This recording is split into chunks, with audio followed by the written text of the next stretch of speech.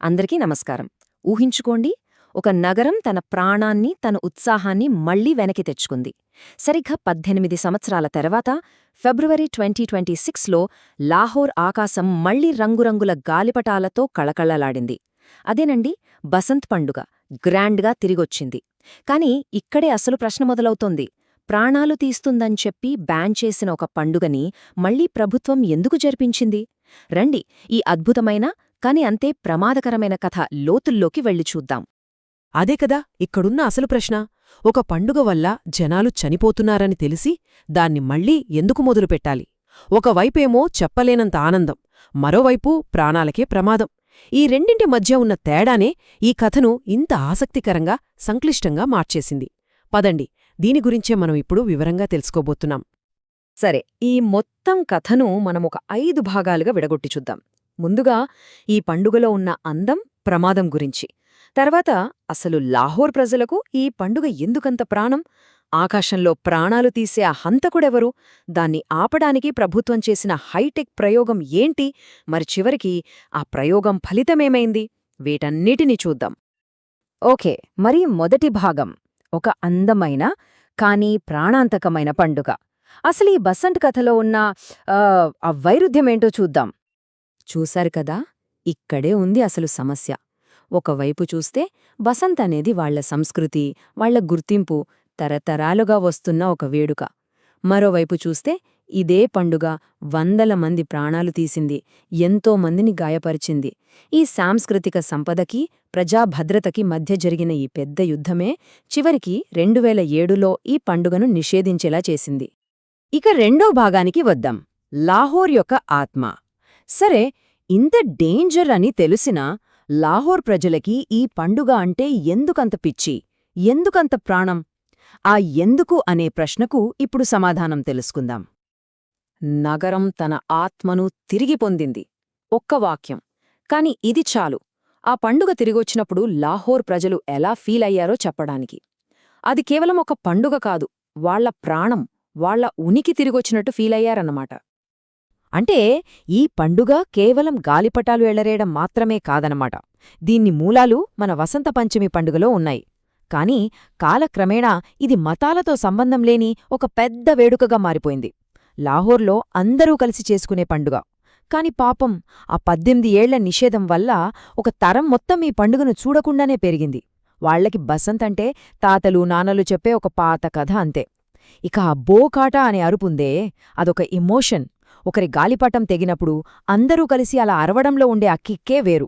అది వాళ్ల ఒత్తిడినంతా దూరం చేసే ఒక థెరపీ లాంటిది. ఒక్కసారి ఈ నంబర్ చూడండి, 15 లక్షల మంది.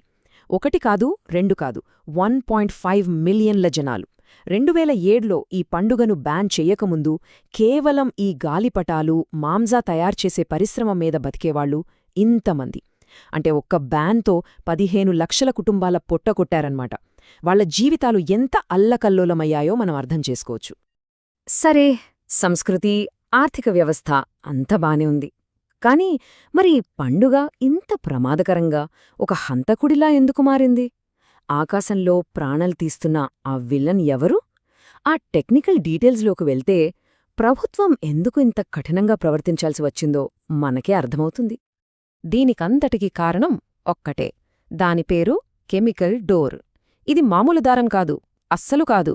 దీన్ని నైలాన్ లేదా సన్నటి మెటల్ వైర్తో తయారుచేసి దానిమీద పదునైన పౌడర్ పూస్తారు. ఒక్క మాటలో చెప్పాలంటే ఇది గాలిలో ఎగిరే ఒక కత్తి. ఈ రెండిటికీ ఉన్న తేడా ఏంటో చూడండి. మన పాతకాలపు మాంజా, అది పత్తి దారంతో చేసేది, లాగితే తెగిపోతుంది. కాని ఈ కెమికల్ డోర్ అలా కాదు. ఇది నైలాన్ లేదా మెటల్ వైర్, ఎంత లాగినా తెగదు. పైగా రంపంలా కోసేస్తుంది. గాలిలో ఎగిరే ఒక రేజర్ బ్లేడ్ లాంటిదన్నమాట. కొన్నిసార్లు కరెంటు తీగలకు తగిలితే షాక్ కూడా కొడుతుంది. అందుకే ఇదింత డేంజరస్.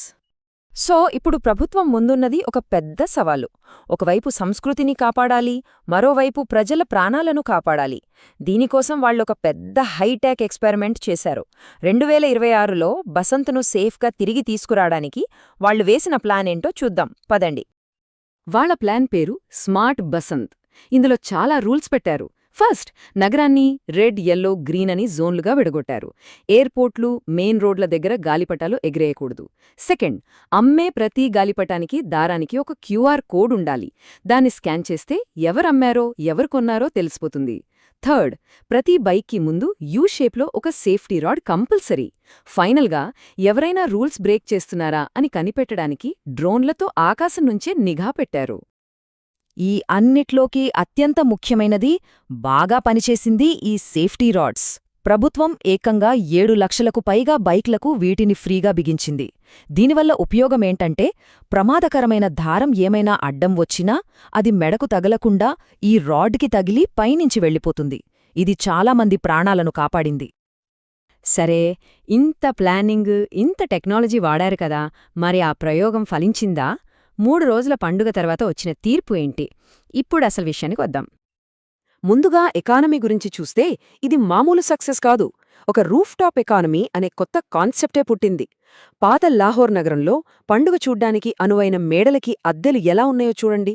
కొన్ని ప్రైమ్ లొకేషన్లలో 3 రోజుల అద్దె ఏకంగా 55 లక్షల రూపాయల వరకు పలికింది. అంటే ఆ ఇంటి ఓనర్కి ఏడాది మొత్తం వచ్చే సంపాదన కంటే ఎక్కువ కేవలం ఈ 3 రోజుల్లోనే వచ్చిందనమాట. ఇక్కడే అసలైన కథ ఉంది. ఒకవైపు చూస్తే దాదాపు 400 కోట్ల రూపాయల వ్యాపారం జరిగింది.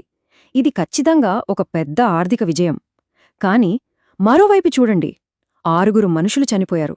ఇప్పుడు చెప్పండి, ఈ ప్రయోగం సక్సెస్సా, ఫెయిల్యూరా? ఈ ప్రశ్నకు సమాధానం చెప్పడం నిజంగా చాలా కష్టం. చనిపోయిన 6 కేసులను విశ్లేషిస్తే ఒక విషయం స్పష్టంగా అర్థమవుతుంది. సేఫ్టీ రాడ్స్ వల్ల దారం మెడకు చుట్టుకుని చనిపోయే ప్రమాదాలు బాగా తగ్గాయి.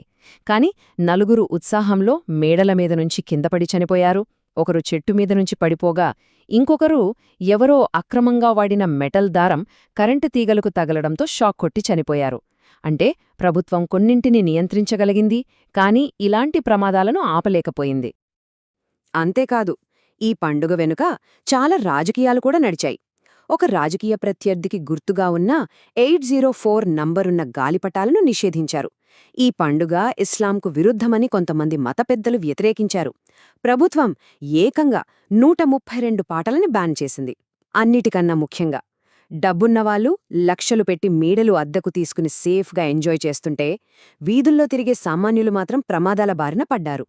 ఈ వర్గభేదం చాలా స్పష్టంగా కనిపించింది. సో చివరిగా మనం ఏం చెప్పొచ్చు? ఈ ప్రయోగం ఒక్కటి నిరూపించింది, సంస్కృతి అనేది చాలా బలంగా నిలబడుతుంది.